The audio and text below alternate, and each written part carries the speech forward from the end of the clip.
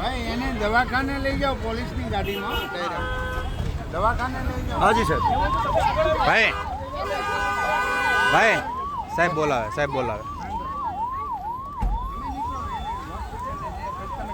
તમે એને હોસ્પિટલે પહોંચાડો. માનવતા ખૂબ મોટો શબ્દ છે. જ્યારે તમે રસ્તા પર કોઈનો અકસ્માત જુઓ અને તમને 2 સેકન્ડ માટે ગાડી ઊભી રાખીને તમે વિચારો કે આની સાથે આવું કેમ થયું, એટલે તમે એને ઓળખતા પણ નથી છતાં પણ તમે એની મદદ કરવા માટે જાઓ, એ માનવતા છે. અલગ અલગ તસવીરો આપણે રોજ જોતા હોઈએ છીએ જેમાં બેફામ બનેલા કાર ચાલકો કોઈને પણ ઉડાડીને જતા હોય અને પછી ત્યાં આવતા સામાન્ય જતા માણસો એને બચાવવાનો પ્રયત્ન કરે ને જોઈને આપણને એવું લાગે કે હજુ લોકોમાં માનવતા જીવન છે. એક ઘટના ગઈકાલની સામે આવી. મહુવા તળાજા હાઈવે પર મંત્રી પ્રફુલ પાનસેરિયા પસાર થઈ રહ્યા હતા. એ જ્યારે પસાર થતા હતા ત્યારે એમનો આખો કોન્વો જે હતો, આગળ પાછળ જે ગાડીઓ હતી, પોલીસ હતા, બધા જ હતા. ત્યાં એક અકસ્માત જુએ છે, એક વ્યક્તિ પડેલા હોય છે અને પછી એની મદદ માટે ત્યાં દોડી આવે છે.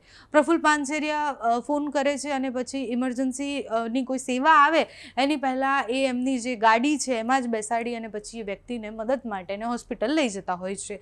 આવા દ્રશ્યો અનેકવાર સામે આવે છે. જ્યારે પીએમની કોઈ રેલી કે પછી પીએમનો કોઈ કાર્યક્રમ હોય ત્યારે એમ્બ્યુલન્સને વહેલા જવા દીધી હોય કે પછી સીએમનો કોન્વો જતો હોય અને પછી એ કોઈની મદદ કરતા હોય, એવા દ્રશ્ય પણ આપણે જોયા છે. માનવતા હજુ પણ લોકોમાં જીવે છે, એ આવી તસવીરો જોઈને આપણને ખબર પડે. જે નેતાઓ માટે આપણે એવું કહેતા હોય છે કે એ મંત્રી બની જાય કે પછી એમની અવેલેબિલિટી પર આપણે વાત કરતા હોય કે એ તો અવેલેબલ હોતા નથી. એ મંત્રી જ્યારે ગાડીમાંથી ઉતરી અને એક સામાન્ય માણસની મદદ કરતા હોય ત્યારે આપણને ખબર પડે કે આપણા મતથી જીતેલા એ મંત્રીમાં હજી માનવતા છે. એ હજુ વિચારે છે કે આ લોકોએ મને મત આપ્યા એટલે હું જીત્યો છું અને મારે માણસ તરીકે. પ્રફુલ પાનસેરિયા આમ તો ઘણી બધી સેવાકીય કાર્યોમાં પણ જોડાયેલા છે. ઘણી બધી દીકરીઓને ભણાવવાથી લઈને એમના ઘર બનાવવા સુધીના સેવાના કાર્યો એમને પહેલાં કર્યા છે. એની ચર્ચાઓ થઈ છે. ફરી એકવાર મંત્રીની ચર્ચા એટલે થઈ કારણ કે અકસ્માતમાં એક વ્યક્તિ જે ઇજાગ્રસ્ત છે એને બચાવવા માટે એમને કોન્વો રોકી અને પછી એ કોન્વોની ગાડીમાં જ એને બેસાડીને હોસ્પિટલ પહોંચાડ્યા. ત્યાંથી જે દ્રશ્યો સામે આવ્યા છે તેના પર કરીએ નજર. ગાડી ખોલો. પોલીસવાળી ગાડીમાં લઈ જાઓ.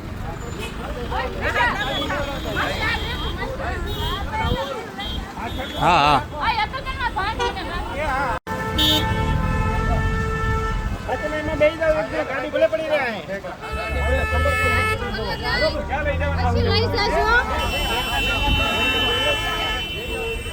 ભાઈ એને દવાખાને લઈ જાઓ પોલીસની ગાડીમાં દવાખાને લઈ જાઓ. हाँ जी सर भाई भाई साहब बोलावे